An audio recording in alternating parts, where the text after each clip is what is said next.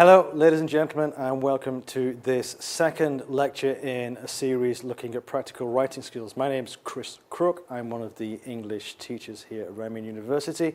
And in today's lecture, we're going to be looking at two important skills that a lot of second language students, especially Chinese students, will find difficult. It really is tricky to get the actual mechanisms behind these two skills. Paraphrasing and summarizing. A lot of the focus in China is about learning by rote and being able to learn exactly. Paraphrasing is more understandings based, and we need to have a look at the actual underlying mechanism. If you haven't seen the first lecture, please go back and plow through that first lecture that I recorded. We'll be building on the critical thinking skills. You need to get into this habit of learning how to use mental models rather than just learning knowledge. So critical thinking skills, mental models, they will really help you. There'll be a lot more flexibility in actually learning critical thinking skills. So, lecture one, we looked at tone and register. This second lecture, we're going to be looking at summarizing and paraphrasing, two closely linked skills. You need to be able to do this with other people's work as well as with your own. So it is worth spending time on mastering these two important skills, especially if you're looking at going abroad. Paraphrasing is really a key thing that a lot of universities will be interested in seeing you actually being able to produce this language in the end of it. We'll be going on again, just to remind you, we'll be looking at writing a formal report. Writing for business purposes, you can see that we're going to be going through basically through college up to professional life. And then the last thing there, we're going to be looking at something that I think is vitally important for a lot of foreign students looking to go abroad, is how to write an effective personal statement. Okay. So we're going to have a look at what we've got on offer for you. Today, we're going to start off with going over the homework assignment from the last lecture. It was very, very simple, very, very easy, just a little bit of a warm-up, really, to have a look if you've been listening to what I've been saying. We're going to have a look at some of the model answers for that. We're going to have a look at writing summaries, first of all. One of the problems that I find that students may have is giving enough depth in the actual summarization. So you need to really think about your audience. Again, go back and look at the tone and register lecture. So think about your audience, especially in a cross-cultural environment like a Chinese student writing in English. It really is something that you need to think about. How much depth, how much background do you need to give to your audience so that they will actually get the general idea? Remember that you don't need to go crazy with the summarization. When you're summarizing, you need to be able to identify the main idea. When we ask, kind of what is the important thing, as well as this is an important skill anyway. You need to be able to listen to a lecture. You need to be able to listen to your boss, make notes on what is the central idea, the central tenet. Ignore all the extraneous examples and illustrations and really get into what is the actual message, the core message there. We're going to be thinking about that later. Identifying any arguments that the author is making in the subject matter that you're reading, in the essay that you're reading. This again is something that you need to be able to identify, something that you need to be able to interpret. Not all the information is totally necessary. Not all the information will be on the exam. It's not really a memory test. It's more of an understanding test. The TAG system, the tag system of crediting authors and looking through, making sure that you're citing the authors, making sure that you're getting your citations properly. We're going to have a look at that. A guided template for summarization. This is quite an in-depth look that we're going to be taking at summarization because it is quite a complex subject. Discarding, rewriting, making sure there's enough distance. We're going to round out the lecture at the end with paraphrasing.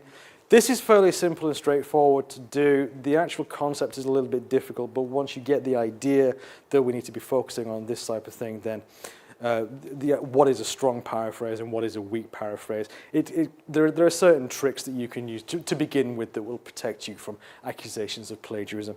Finally, as always, because there'll be a lot of material in this, we'll be looking at a review, and then there will be a very brief homework assignment at the end of that. Okay.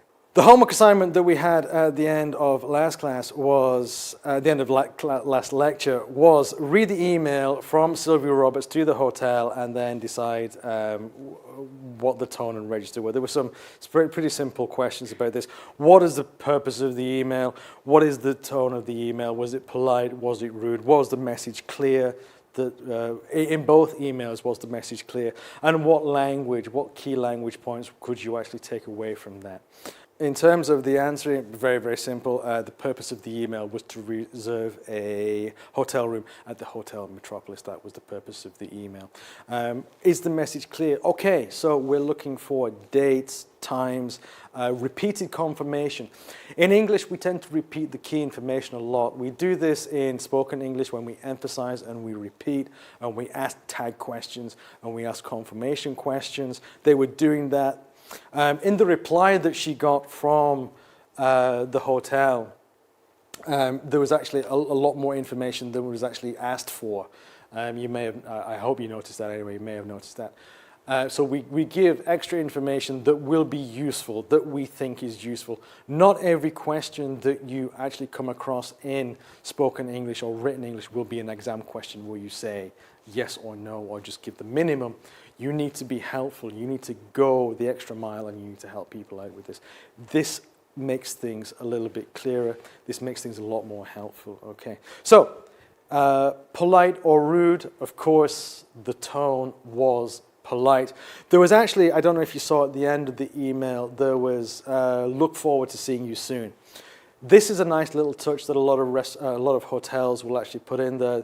They will add a little kind of motif, a little flourish of friendliness at the end of a very formal email, just because they want to be able to make sure that you feel you can ask whatever question you want. Nothing is an imposition in the right hotel. Nothing is an imposition. In a 5-star hotel, you can ask for whatever you want. You might not get it, but you can ask for whatever you want. What language identifies the tone of the email? We had things like, we are happy to confirm. It's these kind of things that really make a difference in your writing. The idea that you're looking forward to the guest coming to stay at your hotel, the idea that you're looking forward to giving good service, the idea that you're really happy and it makes your day, that you're making people happy at the end of it, and you're exceeding those expectations.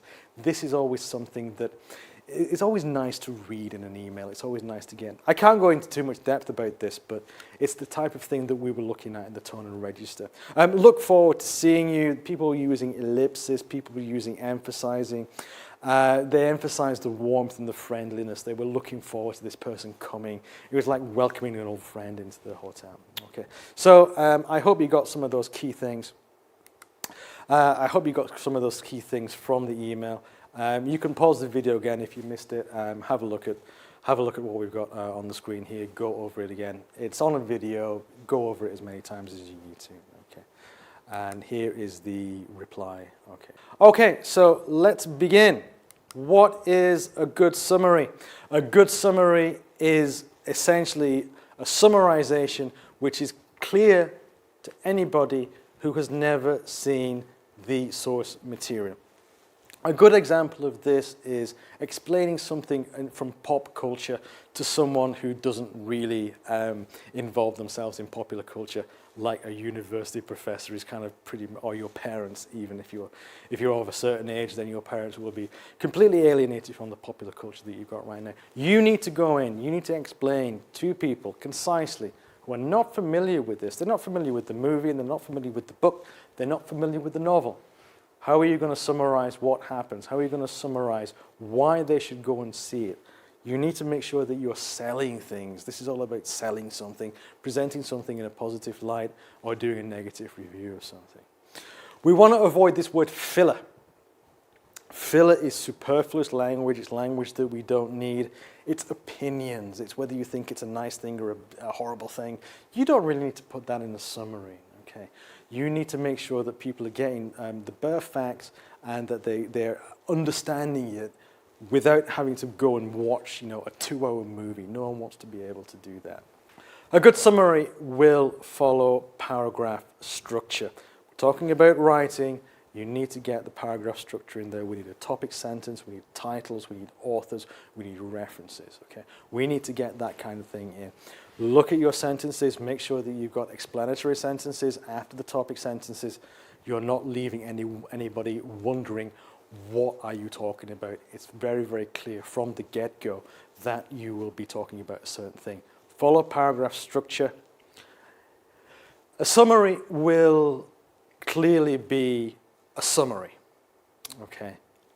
It sounds obvious, but as opposed to an introduction, as opposed to a conclusion, the summary will be the summary. We don't need to say. I know that a lot of you will be writing these things in your concluding paragraphs. In conclusion, a lot of the times, 99% of the time, you don't need to put in conclusion. You can just start off with that paragraph without that. It's the same with a summary. You don't need to signpost that this is a summary. It should be clear from the style of writing, from the tone, that we're actually in the summary now. It looks like a summary. It smells like a summary. It is a summary. We will use our own voice. We'll use some of the elements from the original material, but we'll be using our own voice. We'll be reflecting our own author. We'll be our own author of the material.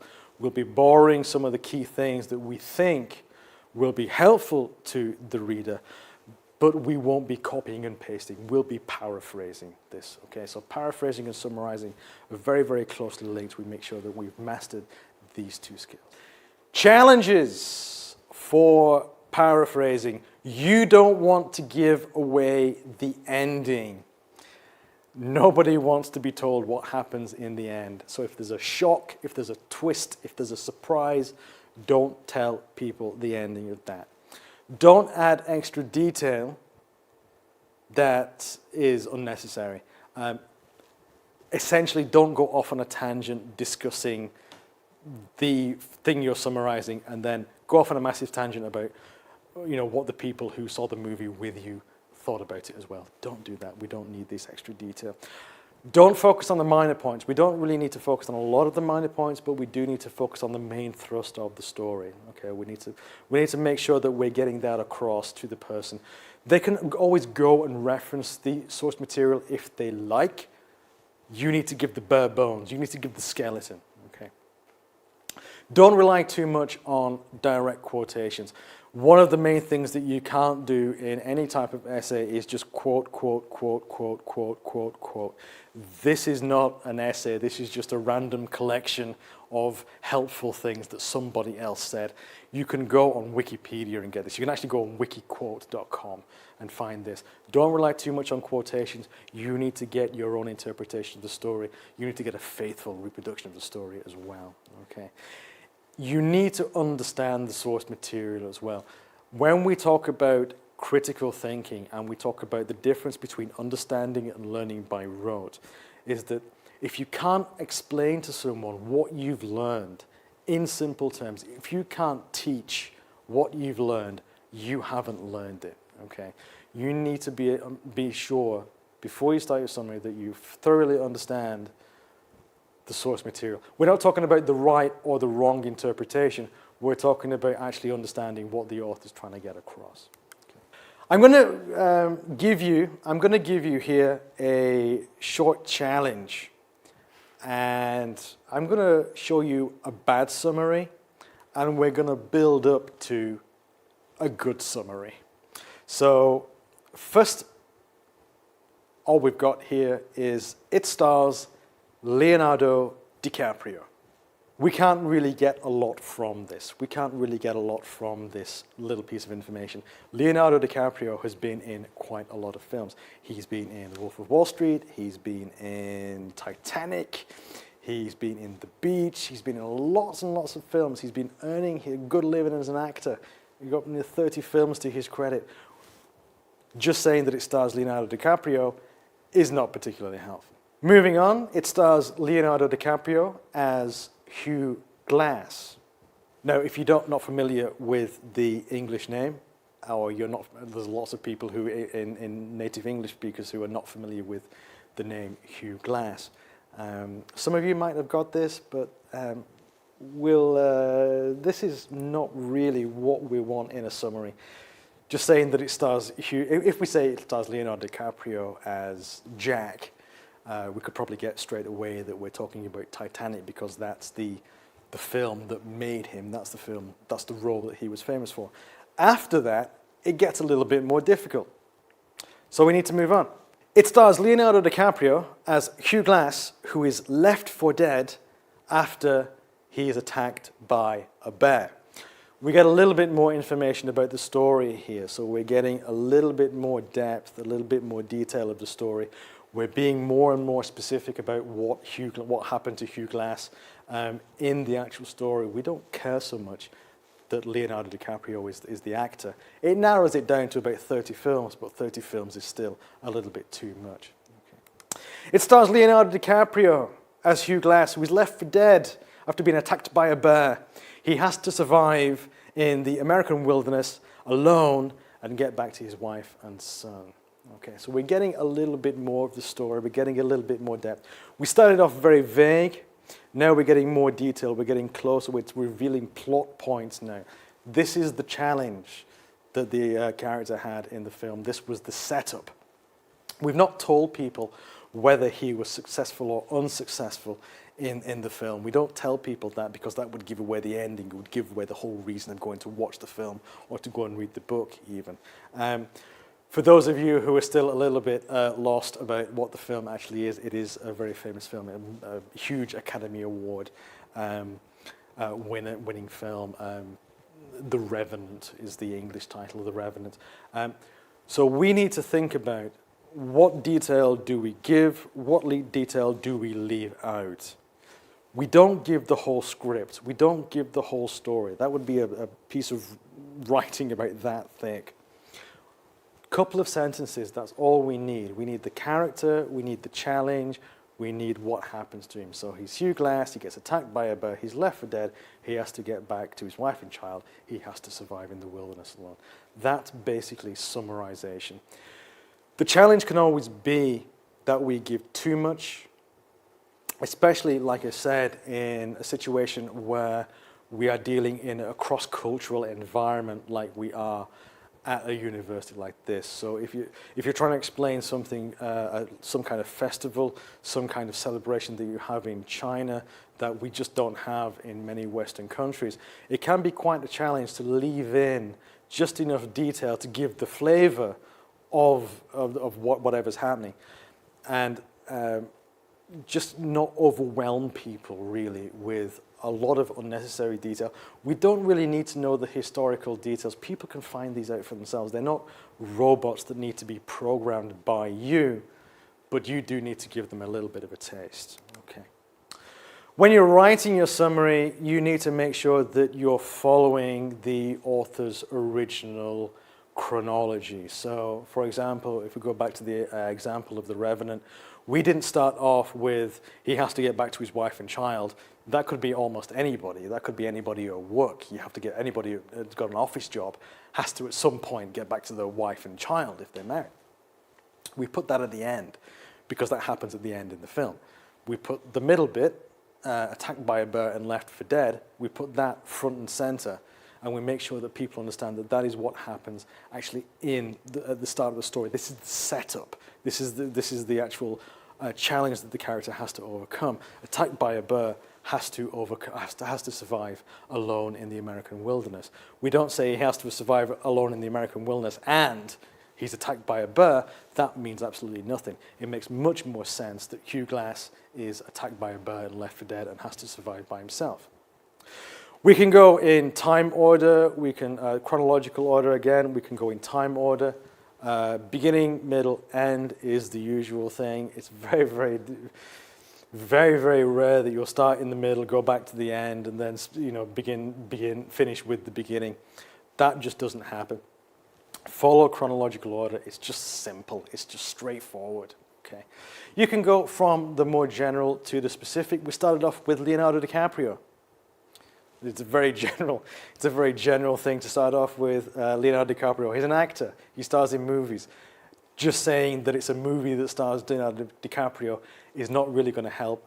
We move on, we say he's left for dead, he in the American wilderness, etc., etc., etc. We focus in, we go from him as an actor to his character, to what happens to his character, to the challenges of the character. We become more specific as we go through the summarization. Again, you can start off with the main points, you can start leading to the minor points. You can also do the reverse. You can start off with a few minor points to get people interested in it, to give some background detail, and then build up to the major point that you want to get through to the audience. Okay, so try and follow if you're any doubt, just go back and look at the author's original order.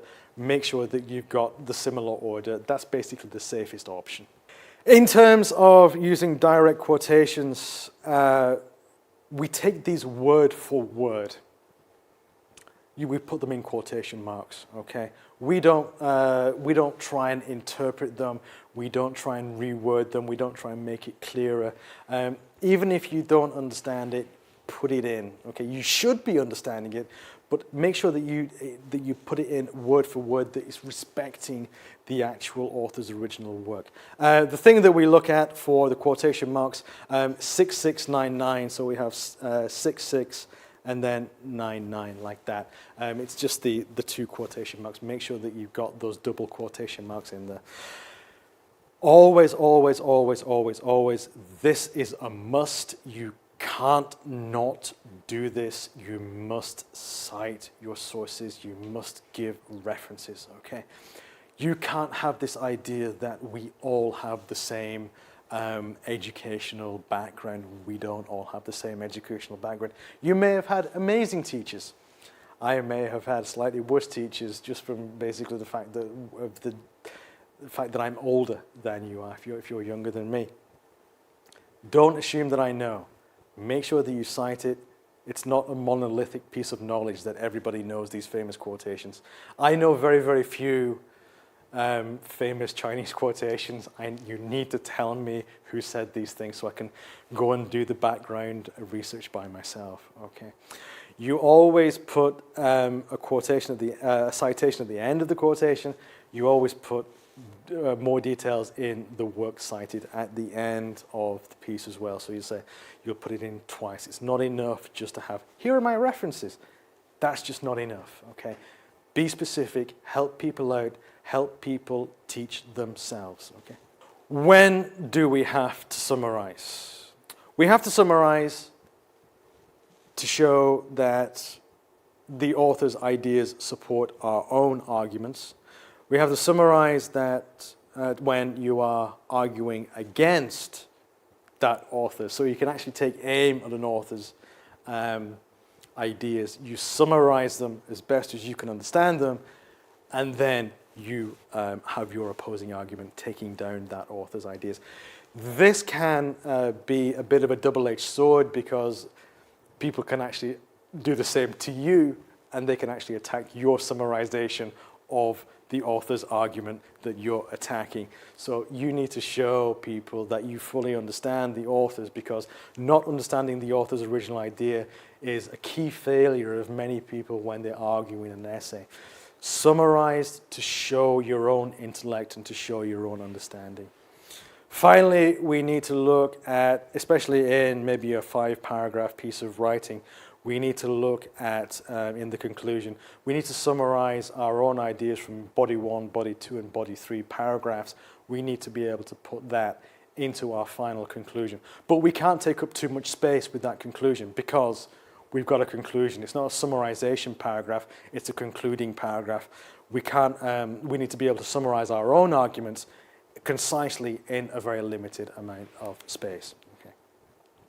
Finding the main idea. Finding the main idea is going to involve a lot of work. We are really beyond the situation where teachers will be spoon-feeding you information that you need to memorize for the exam. We're not giving you the information saying this is the main point, this is the main point, this is the main point, this is another main point. We're not going to be doing that. A lot of research at graduate, postgraduate level is going to be you in the library trying to make sense of a text by yourself on your own. You need to find the main idea. So You need to read. You need to read 2 or 3 times. The main idea is not going to be too obvious. The main idea might not be obvious even while you're in the library doing your reading. You need to write down what you think are the main ideas, look at the main points, look for any repeated notions. What is the underlying thrust of the author's paragraph, of the author's writing? What are they constantly moving towards? What idea are they constantly rewording, rephrasing? They'll be using a lot of examples, they'll be using a lot of illustration to actually drive home and make sure that you understand fully all aspects of this central idea. You need to be doing the reading 2 or 3 times, write down the general notion, the general idea that you get from the writing. Figuring out the main idea can almost always be answered with the question, why did the writer write this piece? We always start with why. We always go back to this question, why? What motivated the writer to give up his afternoon, to give up several afternoons over the course of a year to write this piece, to make sure that you can understand? He was burning inside with this idea, burning inside with this notion, and he really had to get it across, and he really had to use a lot of examples because he won't be present while you're reading his book to answer any questions. So they will give you too much information just to make sure that you fully understand this idea. Make sure that you've done your reading, make sure that you've written these things down, you've made notes and you've thought about it. Clues that come in from these very simple critical thinking questions like why was it published, why was it written, they will drive you towards the main idea. Things that you'll be able to look at to help you, the most obvious thing will be the title. Okay. A lot of the things, people don't leave things to chance in these things. They will move forward and they will give you the title and they will give you the reason in the title. The place that it was published, where was it published? Was it published in China? Was it intended for native English speakers? Was it intended for people who are not familiar with these particular ideas? That can also give you some idea of why this was written. When was it published? This gives you some idea. If it was published 40 years ago, then that's a different context entirely. Scientific paper, scientific process, things will have moved on. There'll be new and fresh ideas since then. If we're looking at, if you go back and look at Freud, you go back and look at the writings of Freud, it gives us a certain context in history of the ideas about psychoanalytics. Those ideas have changed a lot in the last few years. The type of essay, is it a critical essay? Is it a critical essay? Is it a supportive essay? What's the stance that the writer has towards the idea? The reading will come. Deep reading will always be a good help. The tone of the piece, is it a serious piece? Is it a playful piece? Is it a funny piece? You need to be thinking about all of this as you're reading through. Oftentimes you'll find that the author will go back to one idea and always go back to one idea all the way through. A repeated notion is a good indicator that this is the central idea that the author wants you to understand. All of these things can help you focus on the main idea of the piece. After you've done that very difficult first reading, you go back and do a second reading. This time you'll read more carefully. Once you've got the central idea or what you think is the central idea, go back, look at things, look at examples that are given. Do they still support that idea? Maybe you got completely the wrong idea. Analyze the examples, analyze the illustrations that are given. This will always help you. It doesn't hurt to go and read it again. That's what the book is there for. Read it as many times as you need to. The ideal thing would be that you would be reading using a computer program. I'm not going to give you any of my personal recommendations here, but allowing you to annotate the text is always a good thing, to actually get inside the text, to actually be able to underline and write and in the margins, to underline pieces in the center of the text. This is always very, very helpful. You can deconstruct it, break it apart, look at it in individual ideas and put it back together. And if it still has those ideas, then we've got the general notion of what the writer was trying to get across. Look for the topic sentences, underline those topic sentences, Those are the key things. This is why we have conventions. This is why we have structure. So that I can write an essay in a certain structure, give it to someone else, and they'll be able to use that general structure to be able to identify my main points. That's why structure and conventions exist. As soon as you start messing around with that, you cause confusion. Don't do that in your writing, okay? Finally, summarize the idea in your own words. Write it down on a piece of paper. Write it on another piece of paper that is separate from the text that you're reading. This is most important. You don't want too much interference from the writer's original works. You want to start standing on your own 2 feet now with this idea. When you finish the article, read the topic sentences that you've marked, read the topic sentences that you've written down, the important points that you've made a note of. In your own words, interpret these main ideas. In your own words.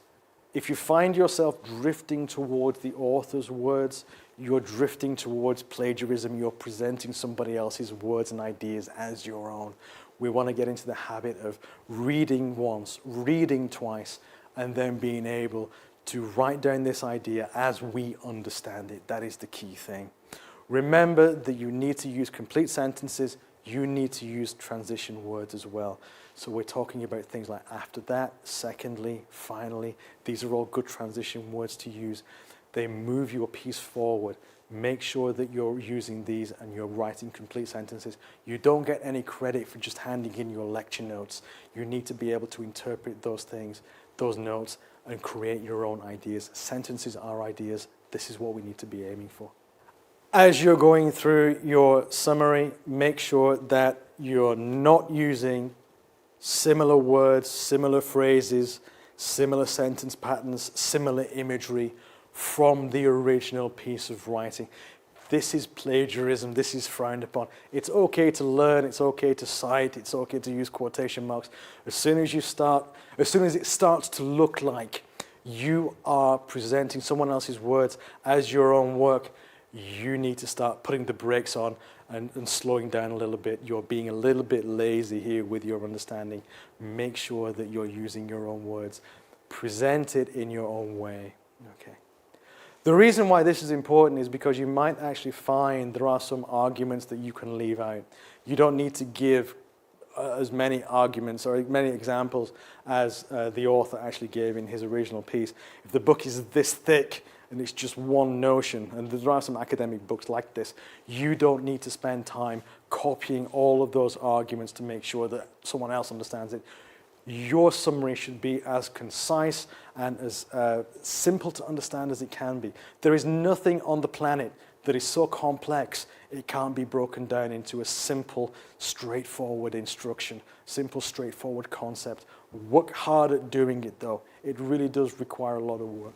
Your summary should always begin with the author's name and the title of the work. So we've got here, I've not actually read this piece, Cats Can't Dance by John Woods. You need to be able to say this from the get-go. Distance yourself from what is his work and what is your work. You need to make a clear distinction in there. The best way of doing is from the very first words in the sentence, you start off with the title, the author, okay? You can use a variety of different ways of doing this. There are some examples up on the board there. You can say that a certain author claimed something. You can say that a certain author wrote in his book. You can say that a certain author investigated. Use a variety of different verbs, but make sure that you're actually distancing yourself from the author's original work, okay? The thesis tags, you need to be able to add these in so when you're writing, you combine the thesis with the title and the author, TAG basically, title, author. You need to be able to make sure that you've had that knowledge at your fingertips, that you've been able to go in, you've done the research, you've done the hard work, and you're using that, you're using what the author has written in an intelligent way. You really need to be able to support your argument with the ideas of other people. You don't copy those ideas, you use them to support your own ideas. So a thesis tag, in the first sentence, we say that, you can see from this example on the board, in Cats Don't Dance, John Woods explains that in spite of the fact that cats are popular pets who seem like us, felines are not that good at any activities that require cooperation with someone else, whether that is dancing or sharing. So we got this example here where we use a tag, an author tag, to show that we're actually talking about someone else's ideas here. Again, we only need to do this once. It's not a big thing that needs to be done, but it does make a huge amount of difference when people are actually reading your work. The differentiation is huge when it comes to written work. So be sure to restate these ideas in your own words. That is really the key thing that we're looking for here. Use your own words. Make your summary as concise as possible. We don't need a long, wordy explanation of what happened in a book. We don't really look to your work to go back to someone else's. We can always go and find it in the text ourselves. Leave out the unimportant details. This is probably the biggest challenge that you'll face, is filtering out the unimportant details and the unimportant examples that you think just don't belong there. And you need to stick to the important points. A lot of the times it won't be obvious. A lot of the times you'll be in a library by yourself.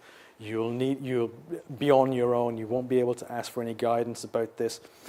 You need to do the reading. Read again and again and again until you actually get the main notion, and make sure that you'll be able to restate it. Again, the litmus test, the golden test is always going to be, if you can't teach someone this idea, you haven't actually learned it. Author tags, make sure that you get either the last name of the author at some point in there. You'll see this a lot in academic writing. The first time they reference the author, they will have the full name. Every time after that, it will just be the surname. Okay, it will just be the actual second name or the pronoun. But you've got to make sure that you only use one author per paragraph, or else it does get very, very confusing with these pronouns.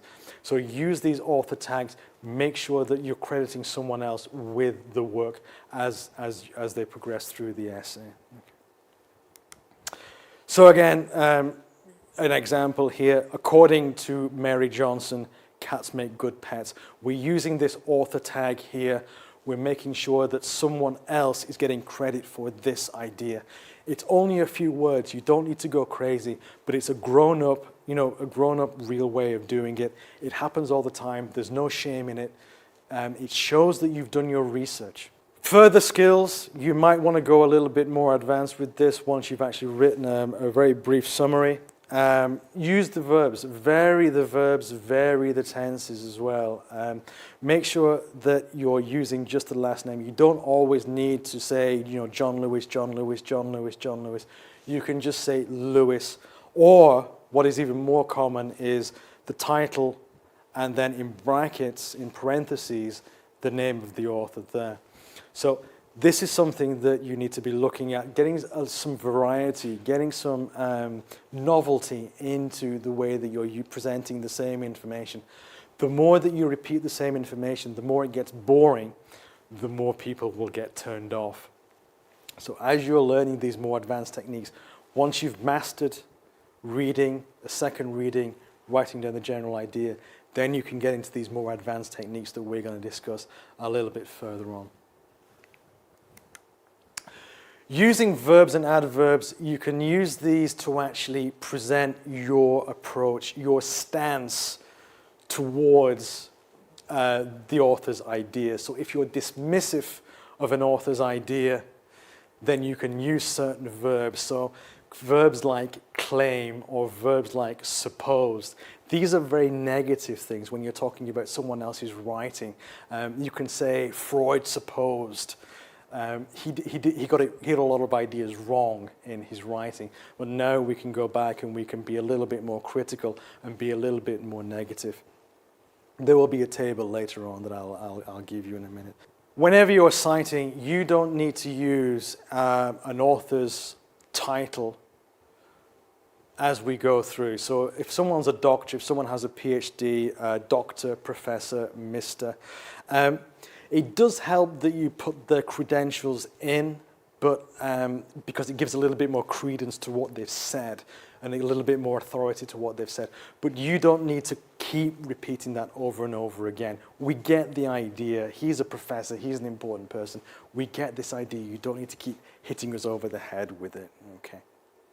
Again, the idea with summarizing is that you need to make it clear what are your ideas, what are the ideas that have come from the text or the article. Okay, so make it clear, reference this in your writing.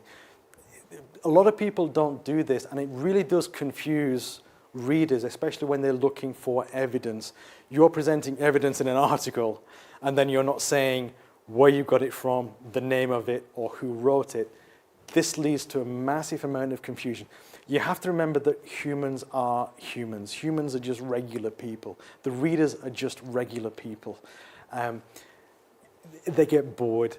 They're not going to go hunting through a big long list of citations just to find the piece of evidence that was interesting in the first paragraph. They'll give up and just toss it aside. Your great thesis, your great piece of writing will be forgotten if you don't signpost it, things like this, where people can actually go and find things for themselves.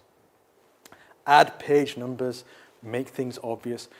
General rule is that people are stupid and lazy. So go and get these things, put these things in for people to find. When we're talking about varying our language, there's a big long list of things that you can use. You can use different verbs, said, explain, or comments. So said, we can use persuade, we can use argue, we can say elucidates, concludes, criticizes. These are all synonyms for said. Explanations, we suggest things, we remind people about things. Use these varieties, use this variety of language. That's what the language is there for. It's not an instruction manual when you're writing this. You do have to have some kind of creativity. Commentary, understanding, I understand, Jeff understands by this, helps us understand, the text helps us understand how the mind works. Use these varieties of different phrases, different languages. It shows that you understand. It shows that you're able to substitute the correct word in and use a synonym in a more intelligent way. A very brief example of a summarization here. This was from a text, Trayvon Jones, My Favorite Shoe, where he actually, he's talking about, well, his favorite shoe. A summarization of that is very, very good here. Pause the video here, have a look at the language, have a look at the way that we go through in chronological order. See how we use different verbs. We use different abstract verbs. We use different stative verbs to show that people explain or comment, things like that. It's all here. Pause the video. Just really read a couple of times just to get the real kind of meat of this summarization here. Okay. A very, very quick guided template to writing a summary. Start with an author tag. Get the author in there, get the summarizer, get the title in there as well. This is a great way of starting off your summarization here. Okay. Finish the sentence with the main point of the article. So, Trayvon Jones in My Favorite Shoe, and then what you interpret the main point of the article to be. After that, talk about the main reasons why you think the author believes certain things. You might want to give a few brief examples here. It's entirely up to you. This is a judgment call that you'll have to make depending on who your audience is. It's always helpful to try to think about your audience as we say that. We're going to move on now to paraphrasing, the last part here. A conclusion would contain, a conclusion in your essay would contain your own paraphrase of your own ideas. You've got to restate your thesis, and then you've got to paraphrase your own central ideas. We're going to look very, very briefly at how to make a strong paraphrase and how it differs from a very weak paraphrase. Now we're going to look at this we usually look at this in greater detail when we're looking at using research and paraphrasing. In this actual essay, I'd like to focus, in this actual part of the presentation, I would just actually like to focus on paraphrasing your own work to begin with, okay? So we can look at paraphrasing the work of others later. Paraphrasing your own work is kind of a nice, easy start. We can start off with a thesis. The most memorable moment in my life was the 1987 Minnesota Twins World Series win. You can restate that thesis. The Twins' victory that day sealed their world title and made my day. In the conclusion, from an introductory paragraph to a concluding paragraph, we can see how things can be restated in a more interesting way and a more concise way. Paraphrasing shows your range of English vocabulary because you have to use synonyms in order to actually paraphrase. You have to use similar sounding words, and you have to use a wider variety of words that mean the same thing. It shows that you know what those words mean. Show off your vocabulary here. It also proves that you understood what you've read, that you're able to substitute in the correct word. It shows that you're able to substitute in the correct word, and because you've thoroughly understood what you've actually read. Very, very briefly, I'm going to show you some little tricks that you can use. We're going to start off with this poor student here. The student was unable to express the author's main point despite having read the article several times. We want to try and paraphrase this particular sentence here. And I'm going to show you how to do it grammatically and using vocabulary. The first thing that we can do is we can change individual words. The student was incapable of expressing the author's main idea despite having read the article several times. So we use incapable, we can change individual words. I wouldn't recommend this because this is not a very strong paraphrase. This is quite weak. It's quite a lazy thing to do, is just to like look things up in a dictionary and kind of swap out certain words. That's not what we're really looking for in this kind of essay, in this kind of paraphrasing situation. The thing here, the main word that we get here is word salad. If we use online translation work, if we use dictionary translation, machine translation, it doesn't really come across that well. We always end up with, I put this sentence through an online translation. I got, the school child was unable to verbalize the wordsmith's main hypothesis. And generally, this is the reaction that I get from a lot of people, that you'll get from a lot of people if you try to use really big words, mixing tenses, mixing grammar, using really kind of out there words. It doesn't help. We can invert a sentence. Despite having read the article several times, the student was incapable of expressing the author's main idea. So we take the end and we move it to the front. We can invert the sentence. This is moving into a more strong paraphrase here. We're looking at actually separating things out. We can change grammar forms. We can change verbs into nouns. We can say walking versus went for a walk. We can change clauses into phrases. We can change complex sentences into simple ones. We can change simple ones into complex ones. That's okay as well. And we can also change active to passive voice. We can end up with using a phrase, like we've done with this particular strong piece here. The student was unable to express the author's main point despite having read the article several times. We can use a phrase and get a really strong paraphrase here. Even after multiple readings, the student was incapable of expressing the author's main idea. So we can see these two sentences, compare them side by side. We can see that just by using some phrases, inverting the sentence, changing some of the words around, maintaining the actual central idea, we've actually got a pretty good paraphrase here. It hasn't taken a lot of time to get here. We've changed some of the grammar. We've looked at how we can use the active or the passive voice. We've added a phrase. This is a strong paraphrase that we can actually work with. Final thoughts. You need to make sure in your summarization that the audience knows the difference between your writing and the author's writing, okay? There's got to be a clear distinction about that. You've got to use author tags. You've got to give people credit for their ideas. We do expect people to be able to do their research.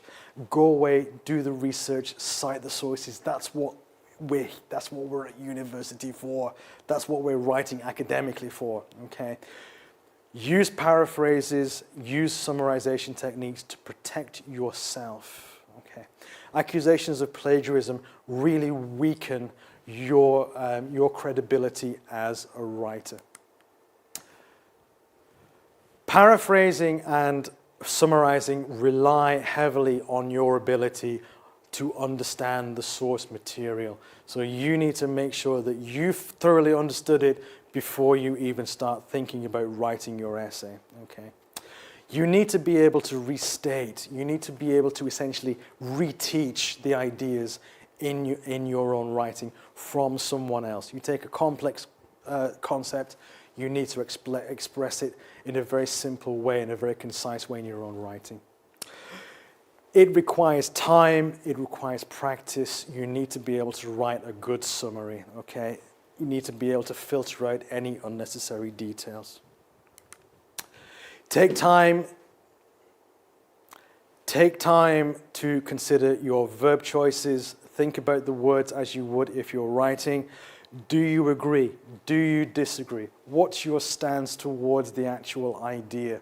What's your stance towards the actual author? Is this a personal thing that we're going to get into? Think about all of that. Again, with paraphrasing, it's another skill. It will get easy with time. You probably won't be perfect straight away. Accusations of plagiarism will invalidate your work. They do weaken it very, very much. Consider everything when you're paraphrasing: grammatical forms, sentence structure, verbs. Make sure you get a good variety of verbs in. Make sure the implication and the connotations behind those verbs, you understand those as well. Okay, and it's time to lead us in to the homework assignment. We've got some paraphrasing here. What I'd like you to do, we've got 1, 2, 3, 4 sentences here. What I'd like you to do, very, very simple. Read them, understand them as best you can. What's the main idea? Use the techniques that we've looked at in this lecture. Can you paraphrase these sentences? Write the sentences in your own words as much as possible, okay? Hit the video on pause. Spend some time on this. Spend some time thinking about it. And the last challenge that I've got for you here,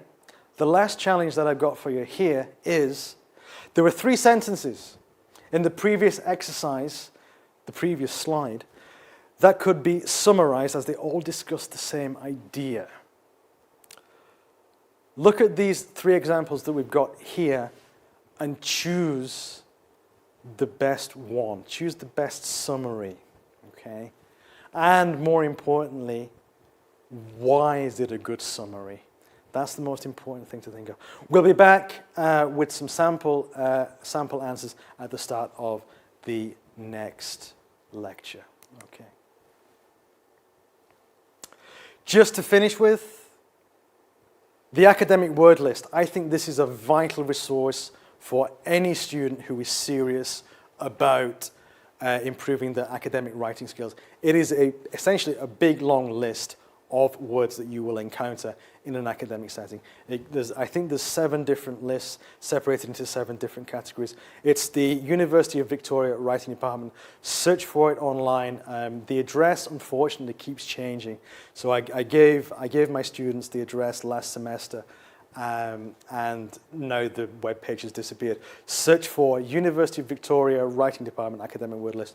You'll be able to come up with that list.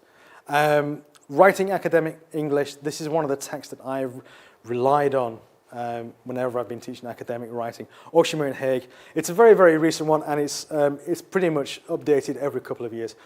Go and have a look at this. It's invaluable resources here for any student who is serious about improving their academic writing.